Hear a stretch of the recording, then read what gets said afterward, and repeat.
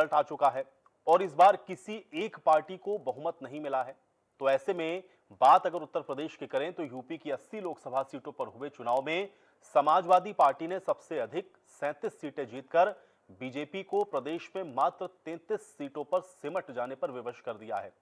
ये उत्तर प्रदेश ही था जहां पर 2014 के लोकसभा चुनाव में 71 सीट तो 2019 में 62 सीट जीतकर बीजेपी ने केंद्र में लगातार 2 बार अपने दम पर बहुमत हासिल किया।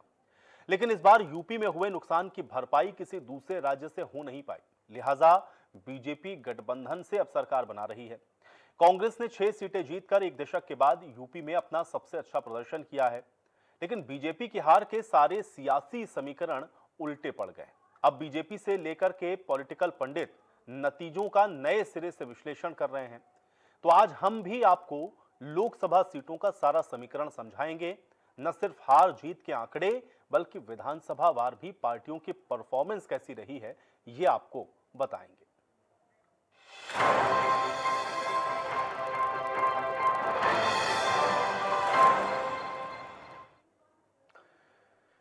तो चंदौली से सपा के वीरेंद्र सिंह ने जीत दर्ज की और अब वीरेंद्र सिंह ने बीजेपी के महेंद्र नाथ पांडे को हरा दिया है। यहां पर सपा के खाते में 42.5% वोट गए हैं, तो वहीं बीजेपी महज 40.6% वोट पर सिमट गई। देखिए इंडिया न्यूज संवाददाता से हारी हुई सीटों की ये इनसाइड स्टोरी। चंदौली में एक बड़ा उलटफेर देखने को मिला है। उलटफेर है कि 2 बार से सांसद और भारत सरकार में भारी उद्योग मंत्री डॉक्टर महेंद्र नाथ पांडे भारतीय जनता पार्टी से चुनाव हार चुके हैं। हारने के पीछे तमाम इनसाइड स्टोरीज हैं, लेकिन स्टोरीज के अलावा अगर हम कैलकुलेशन की बात करें तो क्या कैलकुलेशन है, कौन सी विधानसभा हारे हैं उसकी अगर बात करते हैं तो टोटल अगर बात करें तो 21,500 वोट के आसपास से वीरेंद्र सिंह जो समाजवादी पार्टी के हैं उन्होंने डॉक्टर महेंद्र नाथ पांडे को शिकस्त दी है। इसमें से 4 विधानसभाएं ऐसी हैं जहां से डॉक्टर महेंद्र नाथ पांडे चुनाव हारे हैं। उसमें सबसे ज्यादा डेंट दिया है मुगलसराय विधानसभा से, जहां से विधायक है रमेश जायसवाल जो कि भारतीय जनता पार्टी से हैं, लेकिन 13,300 वोट से मुगलसराय से हारे हैं। वही सहजाजा विधानसभा से 1,300 वोट के आसपास से हारे हैं। वही अजगरा विधानसभा जहां से टी राम जो कि भारतीय जनता पार्टी से विधायक हैं, उनकी भी विधानसभा से लगभग 275 वोट से हारे हैं। साथ ही साथ सकलडीहा विधानसभा जहां से समाजवादी पार्टी के विधायक है वहां से 21,000 वोट से, लेकिन केवल और केवल एक ही विधानसभा ऐसी है जहां से अनिल राजभर शिवपुर से विधायक है, वहां से 14,800 वोट से जीते हैं। तो देखा अगर जाए तो 4 विधानसभाओं से हारे हैं, जिसमें 3 विधानसभा में भारतीय जनता पार्टी के विधायक हैं। सहराजा की बात करते हैं तो वहां से सुशील सिंह विधायक हैं, मुगलसराय से रमेश जायसवाल विधायक हैं और अजगरा से टी राम विधायक हैं। तो भारतीय जनता पार्टी की विधानसभाओं से भी डॉक्टर महेंद्र नाथ पांडे को शिकस्त मिली है, जिसका कारण ये रहा कि उनको चुनाव में हार मिली है, हार का सामना करना पड़ा है, जबकि 2 बार से सांसद थे। तो इस पे काम करने की जरूरत है। तमाम सारी चीजें चल रही हैं। कल एक फेसबुक पोस्ट भी लिखा था जो सुशील सिंह विधायक हैं सहराजा से, उन्होंने लिखा था कि हार की जिम्मेदारी केवल विधायकों और राज्यसभा सांसदों की नहीं है, संगठन की भी है। मैं आपको बताऊं यहाँ पे भारतीय जनता पार्टी ने 2 राज्यसभा सांसद भी बढ़ाया है, जिसमें साधना सिंह और दर्शना सिंह 2 राज्यसभा सांसद भी हैं। तो कुल देखा जाए तो यहाँ राज्यसभा सांसद 3 विधायक और एक मंत्री भी हैं अनिल राजभर। उसके बावजूद चंदौली की लोकसभा सीट भारतीय जनता पार्टी हार चुकी है और कद्दावर नेता डॉक्टर महेंद्र नाथ पांडे जो कि केंद्र सरकार में मंत्री भी रहे, वो भी चुनाव हार चुके हैं। चंदौली से इंडिया न्यूज के लिए तो एटा से सपा को जीत मिली है और सपा के देवेश शाक्य ने बीजेपी के राजीव सिंह को हराया है। सपा को यहां पे 47.1% वोट मिला है, तो दूसरी ओर बीजेपी के खाते में 44.3% वोट मिले हैं। अब देखिए विधानसभा वार स्थिति किस प्रकार की रही है। लोकसभा सीट से दिग्गज नेता राजवीर सिंह और राजू भैया 27,611 वोटों से पराजय घोषित हुए हैं। पराजय घोषित होने का कारण था बीजेपी का अब की बार राम मंदिर काम नहीं आया। देवेश शाक्य समाजवादी पार्टी के प्रत्याशी हैं। देवेश शाक्य पहली बार एटा लोकसभा से चुनाव लड़े थे और विजयी घोषित हुए हैं। विधानसभा एटा में राजवीर सिंह और राजू भैया 15,680 से पराजय हुए हैं। 15,680 से समाजवादी पार्टी की लीड हुई है, जबकि एटा विधानसभा पर भारतीय जनता पार्टी के विधायक हैं जो कि विपिन कुमार डेविड हैं, और महरेरा से बीरेंद्र सिंह वर्मा विधायक हैं, वहां से राजू भैया को 3276 वोटों से जीत हासिल की है। जहां के देखते हैं कासगंज जनपद की कासगंज सदर सीट से देवेंद्र सिंह वर्मा विधायक हैं, वहां से देवेंद्र सिंह वर्मा के कथित प्रयासों से 23,440 वोटों से राजू भैया विजयी घोषित हुए हैं।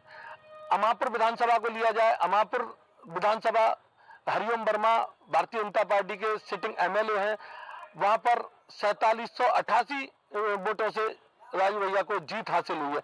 जहां की पटियाली विधानसभा नादरा सुल्तान समाजवादी पार्टी की विधायक हैं, और सबसे बड़ी लीड 42,648 वोट से समाजवादी पार्टी के प्रत्याशी की विजयी घोषित हुए हैं। जबकि अब की बार राम मंदिर भारतीय जनता पार्टी के काम नहीं आया। राजवीर सिंह उर्फ राजू भैया कल्याण सिंह मुख्यमंत्री उत्तर प्रदेश सरकार के हिंदुत्व के नेता थे, और एक बार कल्याण सिंह जी यहाँ पर सांसद रहे हैं, दो बार राजवीर सिंह और राजू भैया सांसद रहे हैं, और तीसरी बार पुनः सांसद के प्रत्याशी थे। राजू भैया सांसद चुनाव एटा लोकसभा से हार चुके हैं। 27,611 वोटों से राजू भैया ने चुनाव हारा है। पिछली बार राजवीर सिंह और राजू भैया एटा लोकसभा से 2019 में 1.25 लाख वोटों से विजयी घोषित हुए थे। अब की बार भारतीय जनता पार्टी ने भरोसा नहीं जताते हुए राजू भैया चुनाव भारतीय जनता पार्टी से हार चुके हैं। मनोज कुमार, इंडिया न्यूज, एटा से। तो फतेहपुर से भी सपा के नरेशोत्तम पटेल ने जीत दर्ज की और नरेशोत्तम पटेल ने बीजेपी की साध्वी निरंजन ज्योति को हरा दिया है। सपा के खाते में 45.2% वोट गए हैं, तो बीजेपी के खाते में 42.2% वोट मिले हैं। अब देखिए विधानसभा वार यहां पर भी स्थिति किस प्रकार की रही। लोकसभा सीट के जो चुनाव परिणाम सामने आए हैं वो बीजेपी नेताओं को टेंशन देने वाले हैं। फतेहपुर जिले में 6 विधानसभाएं हैं, जिसमें 3 विधानसभा में बीजेपी के विधायक काबिज हैं और एक में बीजेपी के सहयोगी दल अपना दल के विधायक हैं, जबकि 2 विधानसभा में समाजवादी पार्टी का कब्जा है। लेकिन जिस तरीके लोकसभा चुनाव में नतीजे आए हैं, तो विधानसभा वार में 2 विधानसभा यानी खागा और अयासा में ही बीजेपी जीत पाई है। बाकी 4 विधानसभाओं में बीजेपी की साध्वी निरंजन ज्योति जो प्रत्याशी थी उनकी करारी हार हुई है। जिन विधानसभाओं में बीजेपी प्रत्याशी साध्वी निरंजन ज्योति हारी हैं, वहां बीजेपी के विधायक काबिज हैं और अपना दल यस के साथ साथ सदर और हुसैनगंज सीट भी शामिल है, जो समाजवादी पार्टी के कब्जे में है। साध्वी निरंजन ज्योति की हार का कारण सियासी गरियाओं में जो चर्चा है कि पार्टी के ही नेताओं ने भीतर घात करके साध्वी निरंजन ज्योति को इस चुनाव में हराया है। चर्चा ये भी है कि चुनाव से पहले ही बीजेपी के कुछ नेताओं ने ठान लिया था कि इस चुनाव में साध्वी निरंजन ज्योति को हराना है। जो नतीजे सामने आए हैं उसमें भाजपा के संगठन के नेताओं को टेंशन देने वाले हैं कि भाजपा जिन विधानसभाओं में काबिज है वहीं से ही साध्वी निरंजन ज्योति को हार मिली है। भीतर घात करने वालों की अगर बात करें तो भाजपा के ही कुछ विधायक शामिल हैं और जिले के कई बड़े नेता भी इसमें शामिल हैं। फिलहाल साध्वी निरंजन ज्योति चुनाव हारने के बाद भीतर घात करने वाले नेताओं की लिस्ट बना करके दिल्ली पहुंची हैं, जो संगठन के समक्ष वो सूची को रखेंगी। ऐसा माना जा रहा है कि जिले के भाजपा के कुछ बड़े नेताओं पर संगठन जल्द ही कार्रवाई कर सकता है। रिजवानुद्दीन के साथ अनूप तिवारी, इंडिया न्यूज।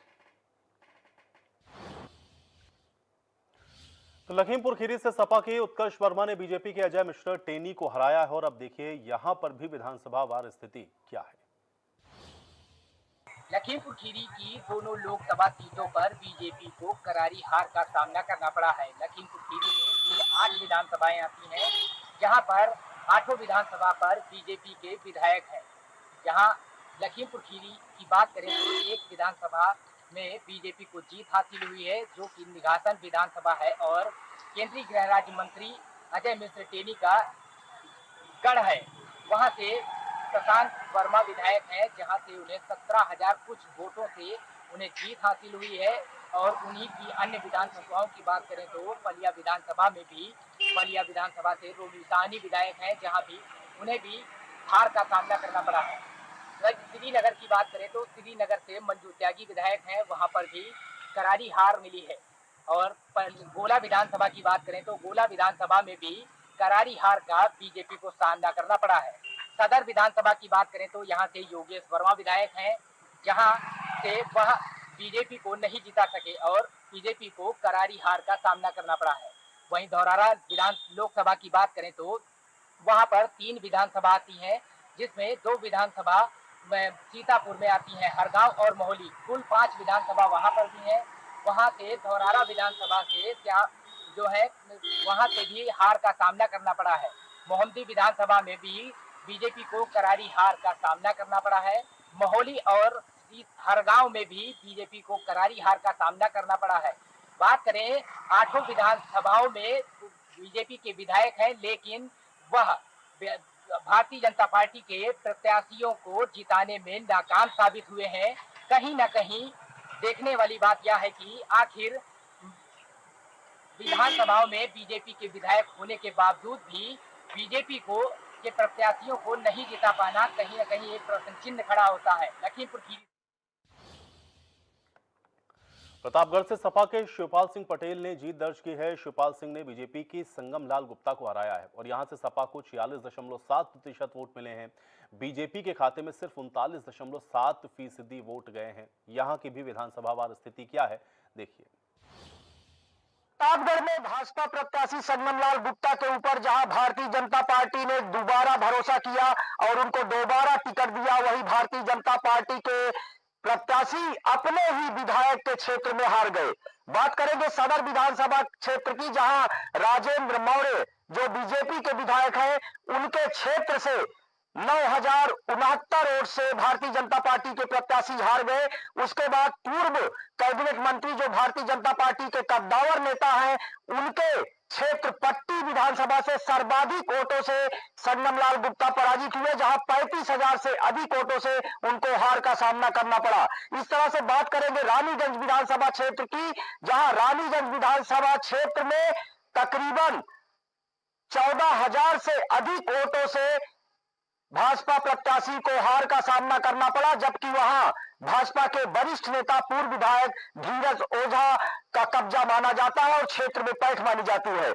इस तरह से रामपुर खास में जहां कांग्रेस की विधायक मोना मिश्रा जो प्रमोद तिवारी की बेटी है, वहां 10,146 वोट से हार का सामना करना पड़ा। वहीं विश्वनाथगंज की बात करेंगे, जहां भाजपा और अपना दल के संयुक्त विधायक यानी अपना दल से विधायक जीतलाल पटेल है, सिर्फ भारतीय जनता पार्टी के प्रत्याशी वही जीत दर्ज कर सके और वहां 3,000 से अधिक वोटों से वह जीत दर्ज कर सके। इस तरह से कुल मतदाताओं की बात करेंगे, कुल वोटों की बात करेंगे और कुल पड़े वोट की बात करेंगे तो 4,41,932 वोट समाजवादी पार्टी के एसपी सिंह पटेल को मिला, जबकि 3,75,726 वोट भारतीय जनता पार्टी के प्रत्याशी संगमलाल गुप्ता को मिला। कुल 66,206 वोट से भारतीय जनता पार्टी के प्रत्याशी संगमलाल पराजित हुए। लेकिन सदर क्षेत्र में जहां उनके विधायक हैं, रानीगंज क्षेत्र में जहां उनके कद्दावर नेता पूर्व विधायक हैं और पट्टी विधानसभा क्षेत्र में जहां सबसे बड़े दिग्गज नेता सूबे के राजेंद्र प्रताप सिंह मोती सिंह हैं और पूर्व कैबिनेट मंत्री हैं, उनकी पैठ मानी जाती है, उनके इलाके से सर्वाधिक वोटों से संगमलाल गुप्ता हार गए। इस तरह से कहा जाए तो प्रतापगढ़ में जहां रघुराज प्रताप सिंह राजा भैया के समर्थक जो समाजवादी पार्टी के साथ खड़े नजर आए और प्रमोद तिवारी ने जहां घेरेबंदी की इंडिया अलायंस के साथ, वहीं भाजपा की नैया डुबोने में उनके अपने ही सहभागी बने और जहां वरिष्ठ नेताओं के गढ़ से, अपने विधायक के गढ़ से भारतीय जनता पार्टी के संगमलाल गुप्ता को हार का सामना करना पड़ा। शिव मोहन शुक्ला।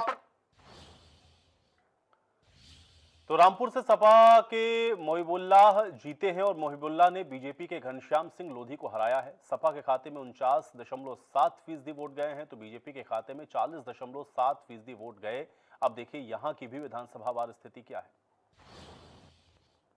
लोकसभा के अंदर जिस तरह से भाजपा की करारी हार हुई है, उसमें मैं आपको बता दूं कि विधानसभा वार किस तरह से ये आंकड़े रहे हैं। हार जीत का जो अंतर था वो कहां से कितना था मैं बता देता हूं आपको। शुरू करते हैं रामपुर से। रामपुर में इस टाइम भारतीय जनता पार्टी के विधायक आकाश कुमार सक्सेना विधायक है और इस विधानसभा में भारतीय जनता पार्टी 38,000 वोटों से हारी है। और वहीं अगर मैं बात करूं स्वार विधानसभा की, तो स्वार विधानसभा में भी भाजपा के गठबंधन का विधायक है और वहां 47,000 से 48,000 वोटों तक की हार भारतीय जनता पार्टी को मिली है। तो वहीं अगर मैं बात करूं चमरौवे की, तो चमरौवे में भी 38,000 वोटों से भारतीय जनता पार्टी हारी है। तो जो राज्य मंत्री है बलदेव सिंह होलक, उनकी विधानसभा में 20,000 वोटों से भारतीय जनता पार्टी ने बढ़त बनाई थी। तो वहीं राजवाला जो मिलक की विधायक है, वहां से भी 19,000 से उन्होंने बढ़त बनाई थी। यानी कि रामपुर में 2 विधानसभाएं भाजपा ने जीती और 3 विधानसभाएं रामपुर में हारी है। हार के बाद जिस तरह से भारतीय जनता पार्टी को करारी ये चोट लगी है, उसमें 87,434 वोटों से रामपुर की इस लोकसभा को भारतीय जनता पार्टी ने हारा है और समाजवादी पार्टी ने अपना खोया हुआ किला जो चला गया था उसको वापस पाया है। इंडिया न्यूज के लिए फहीम खान, रामपुर। तो श्रावस्ती से सपा के राम शिरोमणि ने बीजेपी के साकेत मिश्र को हराया। राम शिरोमणि को 48.8% वोट मिले तो वहीं बीजेपी के खाते में 41.5% वोट गए। अब देखिए यहां की भी विधानसभा वार स्थिति क्या है।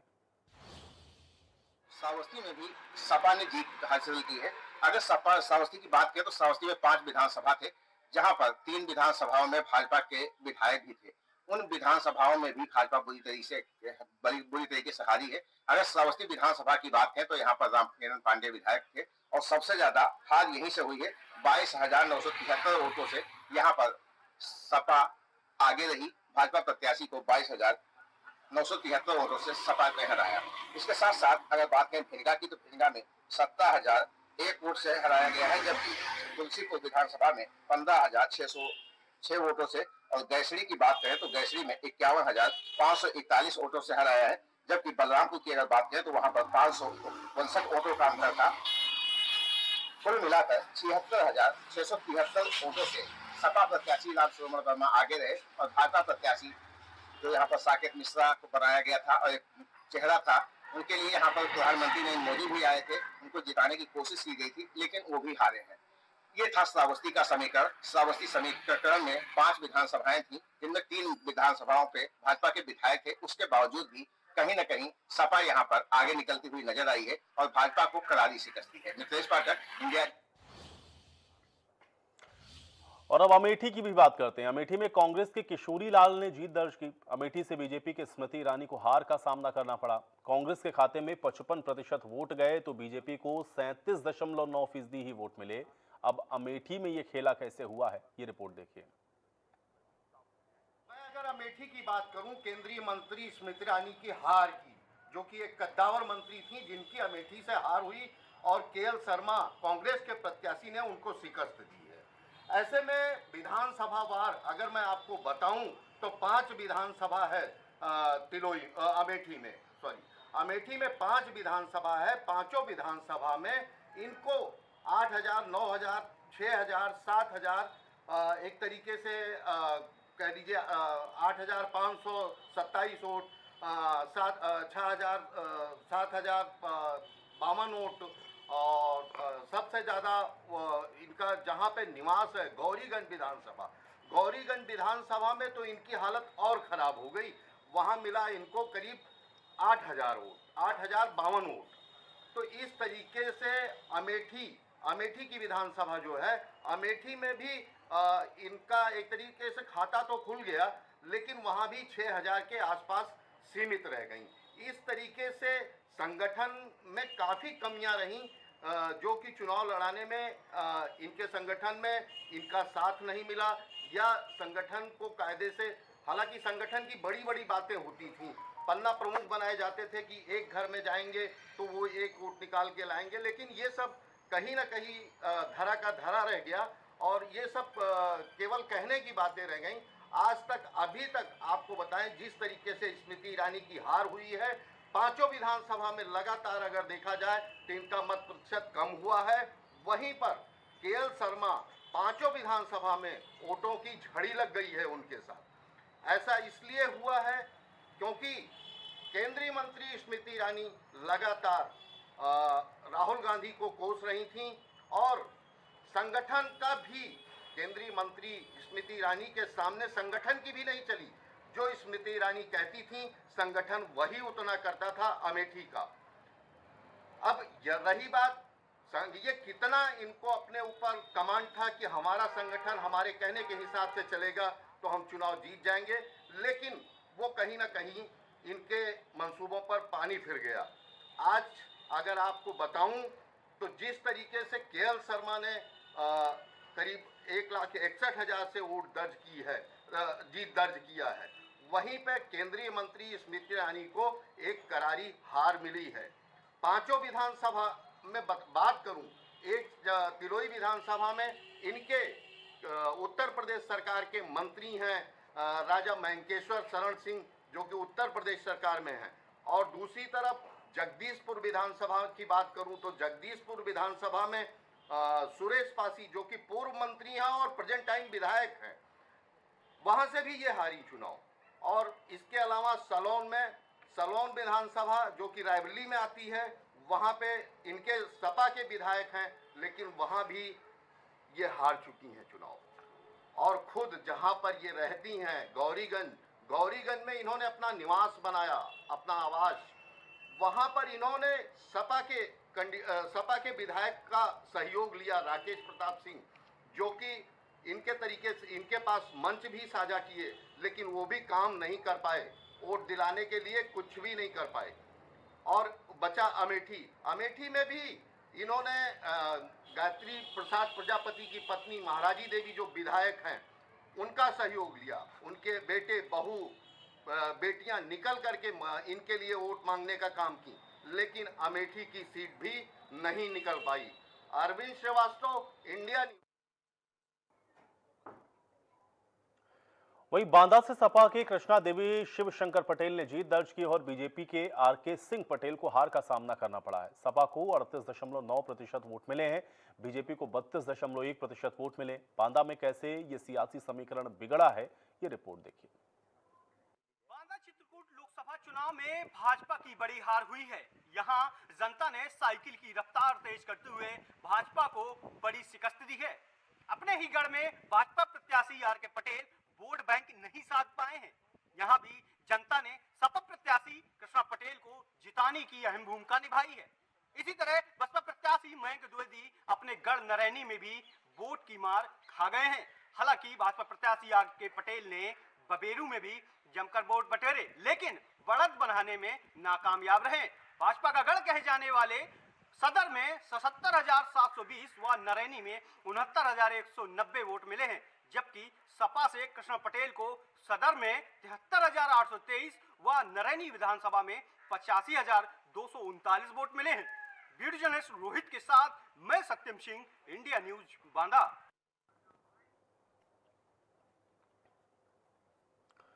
तो बरेली में बीजेपी को जीत मिली और बीजेपी के छत्रपाल सिंह ने कांग्रेस के प्रवीण सिंह एरोन को हराया है। बीजेपी को 50.7% और कांग्रेस को 47.5% वोट मिले। बीजेपी ने बरेली को कैसे जीता है, ये इनसाइड स्टोरी देखिए।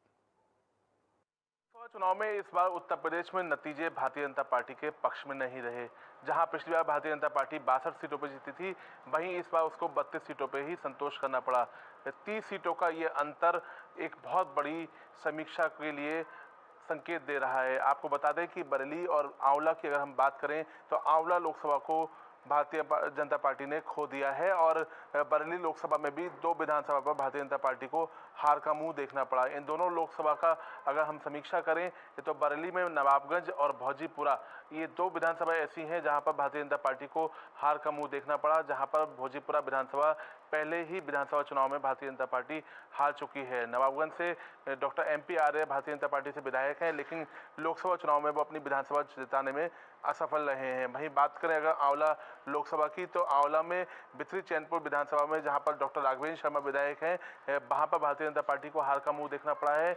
यहां पर लगभग 3000 वोटों से हार हुई है। इसके अलावा फरीदपुर से जहां पर भारतीय जनता पार्टी के ही डॉक्टर श्याम बिहारी लाल विधायक है, वहां पर लगभग 10,000 वोटों से भारतीय जनता पार्टी को हार का मुंह देखना पड़ा है। इसके अलावा बदायूं की शेखुपुर विधानसभा जो आंवला लोकसभा में आती है, वहां भी भारतीय जनता पार्टी को हार का मुंह देखना पड़ा। लिहाजा विधानसभा बार अगर समीक्षा की जाएगी तो बहुत सारी विधानसभाएं ऐसी हैं जहां पर भारतीय जनता पार्टी को लोकसभा चुनाव में तो जीत मिली है, लेकिन विधानसभा बार वहां पर हार का मुंह देखना पड़ा है। लिहाजा अब 2027 से पहले पार्टी इन सभी विधानसभाओं की समीक्षा करेगी और ये देखा जाएगा कि आखिर वहां पर हार के जो कारण थे वो क्या थे और विधायकों का प्रदर्शन आखिर क्यों इतना निराशाजनक रहा है। बरेली से शोभम ठाकुर के साथ आशीष गुप्ता, इंडिया। तो कन्नौज से अखिलेश यादव ने जीत दर्ज की है। बीजेपी के सुब्रत पाठक को हार का सामना करना पड़ा है। कन्नौज में सपा को 52.7% और 38.7% वोट बीजेपी को मिला है। अब अखिलेश यादव ने कन्नौज कैसे जीती है, ये रिपोर्ट देखिए। सपा का गढ़ कहा जाने वाला कन्नौज 5 साल में ही भाजपा के हाथों से सपा ने छीन लिया। यहाँ इसलिए कहा जा सकता है क्योंकि कन्नौज लोकसभा की 5 विधानसभा सीटों में 4 पर भाजपा का कब्जा है। 4 सीटों पर भाजपा के विधायक 2022 के चुनाव में जीते थे, जिनमें एक मौजूदा समय में सरकार में मंत्री है तो एक पूर्व मंत्री है और बड़ा नाम है। इसके बाद भी कन्नौज में भाजपा की इतनी बड़ी हार से हर भाजपा समर्थक हैरत में है। हालांकि इसकी बड़ी वजह कहीं ना कहीं पूर्व सांसद सुब्रत पाठक को ही जिम्मेदार माना जा रहा है, लेकिन फिर भी भाजपा के जीते हुए मौजूदा विधायकों की भी इस हार पर जवाबदेही तय होना चाहिए। इसमें पहले हम बात करेंगे कन्नौज सदर विधानसभा की। यहाँ से इस वक्त पूर्व IPS असीम अरुण विधायक हैं। वह मुख्यमंत्री योगी के करीबियों में गिने जाते हैं और सरकार में स्वतंत्र प्रभार मंत्री भी हैं। ऐसे में उनकी सीट से भाजपा का हारना कहीं ना कहीं उनकी जनता पर ढीली पकड़ को बयां करता है। यहाँ भाजपा प्रत्याशी सुब्रत पाठक सपा सुप्रीमो अखिलेश यादव से करीब 52,000 वोटों से बड़े अंतर से हारे। सपा को यहाँ 1,61,107 वोट मिले तो बीजेपी को 1,09,631। इसी तरह 2 बार से भाजपा के टिकट पर तिरवा जीत रहे विधायक कैलाश राजपूत के क्षेत्र में भी भाजपा की दुर्गति हुई है। यहाँ सुब्रत पाठक को 1 लाख वोट भी नहीं मिल सके। यहाँ अवंतीबाई लोधी प्रतिमा को लेकर सुब्रत पाठक का लोधियों के वोट खरीदने वाला बयान वायरल हुआ था। यहाँ अखिलेश को 1,27,185 तो सुब्रत को 92,827 वोट मिल सके। इसी तरह पूर्व मंत्री और मौजूदा छिबरामऊ विधायक अर्चना पांडे के क्षेत्र में भी सुब्रत पाठक शुरू से पीछे रहे। यहाँ वे करीब 34,000 वोटों से हारे। सुब्रत पाठक को यहाँ 1,04,323 वोट तो 323 वोट मिले तो सपा सुप्रीमो अखिलेश यादव को 1,38,567 वोट मिले। अब हम बात करते हैं कन्नौज लोकसभा क्षेत्र में आने वाले कानपुर देहात की रसूलाबाद विधानसभा की। यहाँ भी भाजपा की विधायक पूनम संकवार हैं। हालांकि यहाँ जीत का अंतर कम है, लेकिन सपा ने यहाँ भी करीब 9,500 वोटों से जीत दर्ज की है। अखिलेश यादव को रसूलाबाद में 92,828 तो सुब्रत पाठक को 83,007 वोट मिले हैं। सपा को दूसरी सबसे बड़े अंतर की जीत विधूना में मिली। यहाँ से सपा की रेखा वर्मा विधायक हैं और सपा की बड़े अंतर की जीत उनकी वोटरों पर पकड़ को बयां करती है। यहाँ से अखिलेश यादव ने करीब 40,000 वोटों की लीड ली। उन्हें यहाँ से 1,20,460 वोट मिले हैं, जबकि भाजपा को 80,343 वोट ही मिल सके। और अगर हम सदर कन्नौज की बात करें तो यहाँ पर तो योगी आदित्यनाथ जो कि सूबे के मुखिया हैं, उनके करीबियों में गिने जाने वाले मंत्री असीम अरुण जो कि स्वतंत्र प्रभार मंत्री भी हैं कन्नौज सदर से, उसके बावजूद भी कन्नौज से भाजपा को हार का सामना करना पड़ा। तो ये कहीं ना कहीं दर्शाता है कि भाजपा के विधायकों की जनता के बीच में पकड़ कमजोर होने के कारण उन्हें हार का सामना करना पड़ा। अनुराग चौहान, इंडिया न्यूज, कन्नौज। लेकिन लखनऊ से राजनाथ सिंह ने सपा के रविदास मेहरोत्रा को हरा दिया। बीजेपी को यहां पर 53.9% वोट मिले हैं, जबकि सपा को 42% वोट पड़ा है। बीजेपी ने लखनऊ कैसे जीता है, रिपोर्ट देखिए। लोकसभा चुनाव में उत्तर प्रदेश से कुल 29 सीटों पर बीजेपी को कहीं न कहीं हार का मुंह देखना पड़ा है।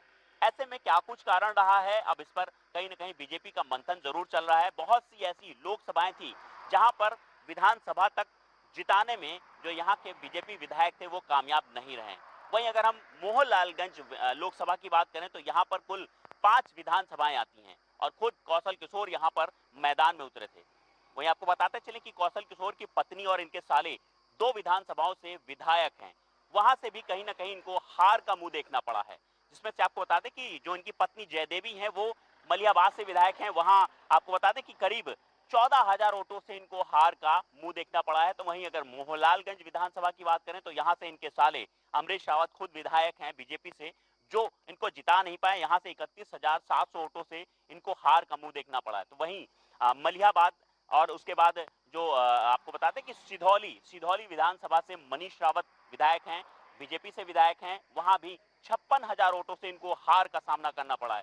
सिर्फ 2 ऐसी विधानसभाएं थी जहां से इनकी साख बची है, जिसमें से राजेश्वर सिंह की जो सरोजनी नगर विधानसभा है वहां से करीब ये 32,000 वोटों से इनको जीत मिली है। तो वहीं आपको बता दें कि बीकेटी जो विधायक हैं योगेश शुक्ला, वहां से इनको 1713 वोटों से मात्र जीत मिली है। लेकिन कुल मिलाकर के 5 में से 3 विधानसभाएं ये पूरी तरह से हार गए, जिसके बाद कहीं ना कहीं इन्हें लोकसभा में हार का सामना करना पड़ा है, हार का मुंह देखना पड़ा है। इनके प्रतिद्वंदी यानी जो गठबंधन प्रत्याशी थे आर के चौधरी, वो कुल मिलाकर के 70,000 वोटों से यहां से मोहनलालगंज लोकसभा से उन्होंने जीत हासिल करके अपना परचम लहराया है। अब ऐसे में अब बीजेपी इस पूरे मामले पर मंथन कर रही है, उसका मंथन चल रहा है कि आखिर इस बार इस लोकसभा चुनाव में उत्तर प्रदेश से इतनी भारी उसे क्यों शिकस्त मिली है, इसको लेकर के बीजेपी में लगातार मंथन चल रहा है। लखनऊ से इंडिया न्यूज के लिए जय।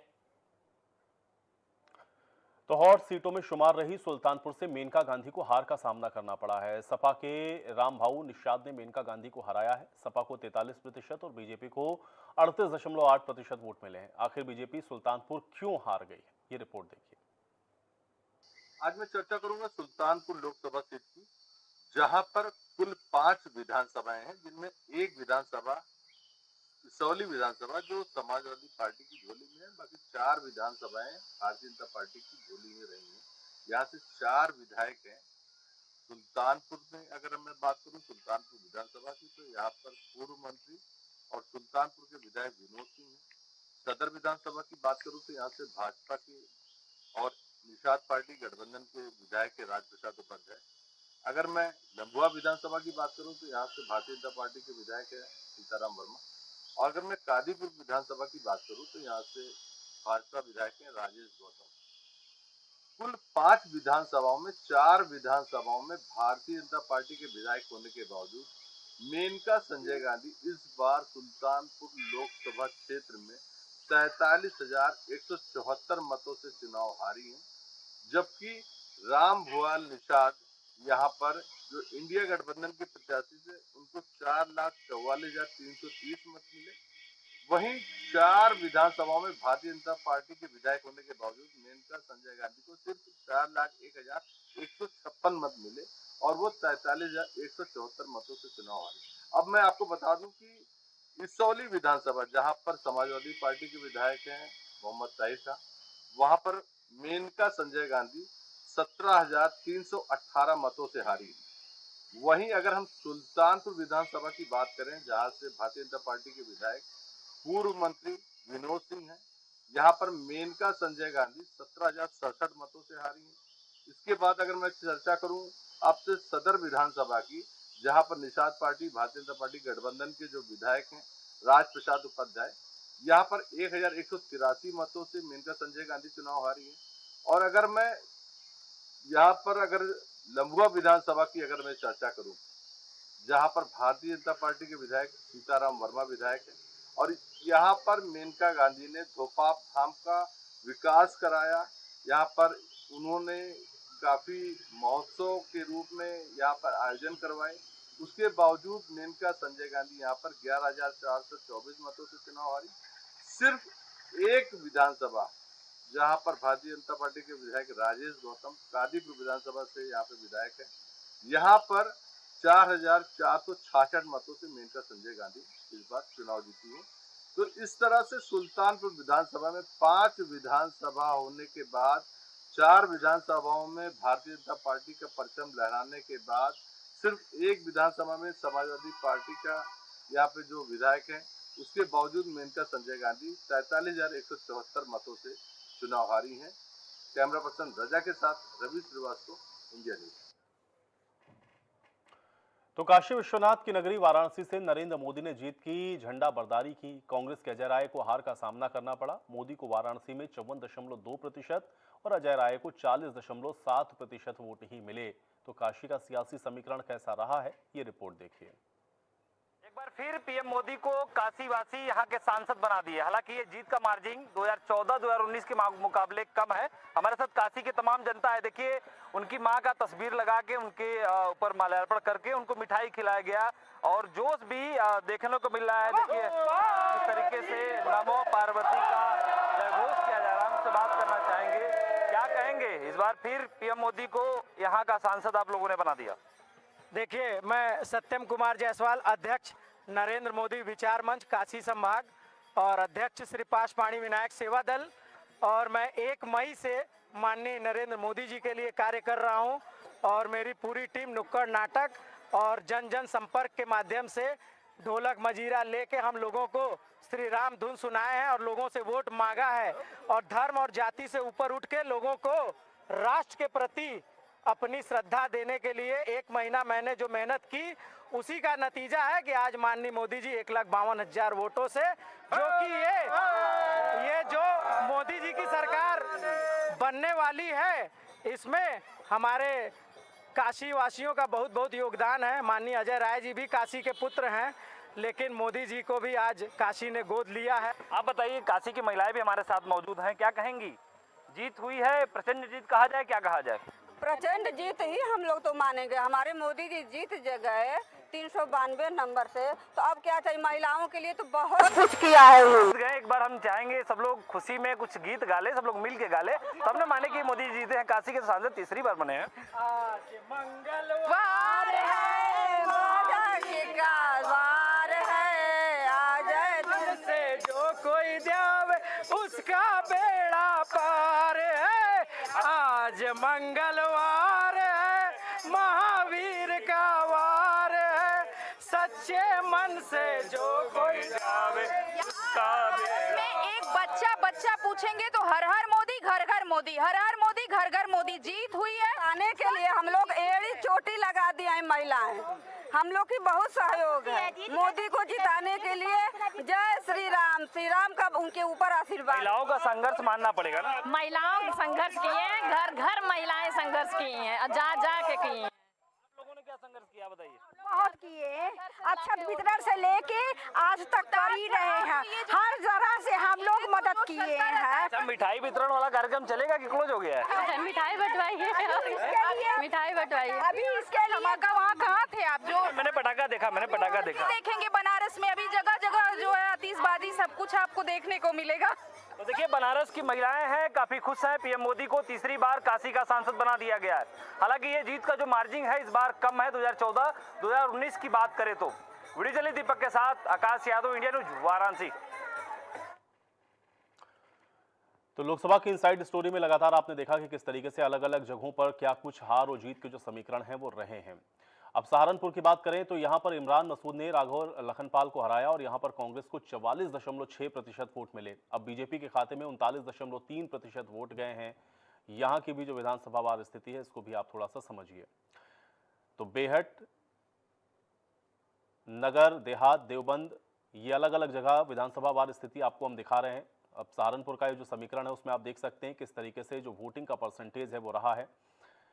बेहट में थोड़े वोट आप देख रहे हैं कि ज़्यादा इमरान मसूद को मिले, जबकि बीजेपी यहाँ पर भी पीछे रही।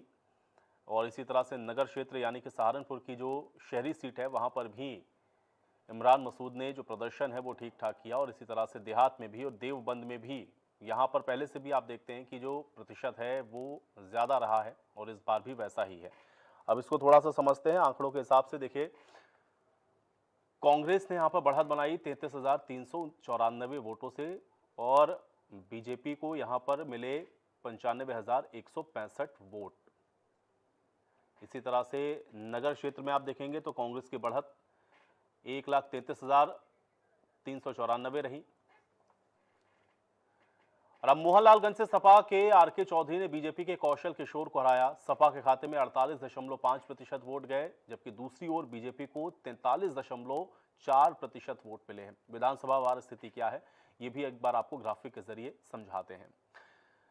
तो 1,28,032 वोट सपा ने बढ़त बनाई, जबकि 96,303 वोट मोहनलालगंज में मिले भारतीय जनता पार्टी को। मलिहाबाद जो कि इसी लोकसभा क्षेत्र का हिस्सा है, यहाँ पर आप देखिए, यहाँ पर भी जो सपा है उसने बढ़त बनाई 1,04,000 वोटों की, जबकि 90,000 वोट यहाँ पर बीजेपी को मिले, यानी कि मलिहाबाद में भी बीजेपी पिछड़ी रही। सिधौली जो कि मोहनलालगंज लोकसभा क्षेत्र का ही हिस्सा है, यहाँ पर भी सपा ने 1,36,120 वोट हासिल किए, जबकि 80,032 वोट यहाँ पर सिधौली में भारतीय जनता पार्टी को मिले। और ये मोहनलालगंज जीत का जो एक बड़ा कारण है समाजवादी पार्टी के लिए बना है। ये सीट भी आपने देखा कि इस बार भारतीय जनता पार्टी ने गंवा दी। ऐसे ही प्रयागराज में कांग्रेस को जीत मिली है। कांग्रेस के उज्जवल रमन सिंह ने बीजेपी के नीरज त्रिपाठी को हराया। यहां पर कांग्रेस को 48.8% वोट मिले, बीजेपी के हिस्से में 42.6% वोट आए। अब यहां की भी विधानसभा वार स्थिति क्या है, इसको भी ग्राफिक के जरिए देख लीजिए। तो करछना, बारा, मेजा, कोरांव और शहर दक्षिणी, ये 5 आप देख रहे हैं कि जो विधानसभा क्षेत्र है वो इस लोकसभा क्षेत्र का हिस्सा है, प्रयागराज लोकसभा सीट पर। अब आप देखिए कांग्रेस को ये सीट गई थी, हालांकि यहाँ पर सपा कांग्रेस जो कि गठबंधन के साथ लड़ रहे थे, इसलिए यहाँ पर 99,280 वोट मिले। करछना में बीजेपी को 8,032 वोट मिले। 12 आ जाइए, यहाँ पर 96,466 वोट मिले। 79,442 वोट यहाँ पर भारतीय जनता पार्टी ने लिए। इसी तरह से मेजा में आप देखिए, मेजा में हालांकि कांग्रेस को वोट कम मिला है, बीजेपी की बढ़त रही है। मेजा में 70,034 वोट रहा, जबकि 87,177 वोट बीजेपी ने यहां से लिए। कोरांव में आप देखेंगे तो कांग्रेस ने थोड़ी बढ़त बनाई 98,806 वोटों की, बीजेपी को यहां पर 86,422 वोट मिले। फिर शहर दक्षिणी में फिर आप देखेंगे तो कांग्रेस का जो वोट परसेंटेज है वो कम हुआ, यह आ गया 79,381 पर, और बीजेपी ने यहां से जरूर बढ़त बनाई, 86,312 वोट यहां पर मिले, लेकिन उसके बावजूद प्रयागराज की जो सीट है वो कांग्रेस ने जीती। इसी तरह से हमीरपुर से सपा ने जीत दर्ज की। सपा के अजीत सिंह ने बीजेपी के पुष्पेंद्र सिंह चंदेल को हरा दिया। सपा के खाते में 44% वोट गए, तो वहीं बीजेपी को 43.8% वोट आए। ये भी ग्राफिक के जरिए आपको बताते हैं। अब हमीरपुर सीट का भी हाल आप देख लीजिए। सपा 1,15,264 वोट यहां पर राठ में मिले, यहां पर बीजेपी ने बढ़त बनाई 1,65,516 वोट की। फिर इसी तरह से महोबा में 79,077 वोट सपा को मिले, यहां पर बीजेपी की बढ़त रही 93,076 वोट मिले।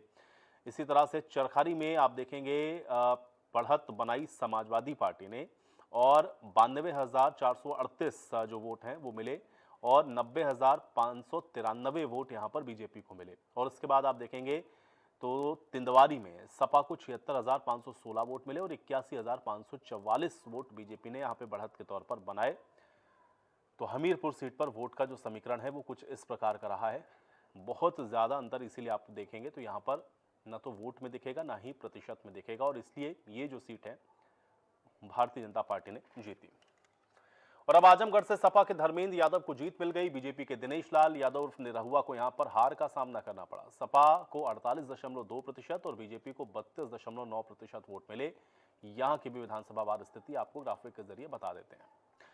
तो अतरवलिया, फूलपुर, पवई, दीदारगंज और लालगंज, ये सीटें आती हैं आजमगढ़ के अंदर। अब यहां पर भी आप देखिए कि किस तरीके से जो वोटों का गणित है वो कैसे रहा। 79,184 वोट यहां पर मिले, और बीजेपी ने यहां पर 81,664 वोट हासिल किए। इसी तरह से 86,743 वोट मिले फूलपुर पवई में। बीजेपी को यहां पर काफी मतों का अंतर झेलना पड़ा, 55,343 वोट हो गए।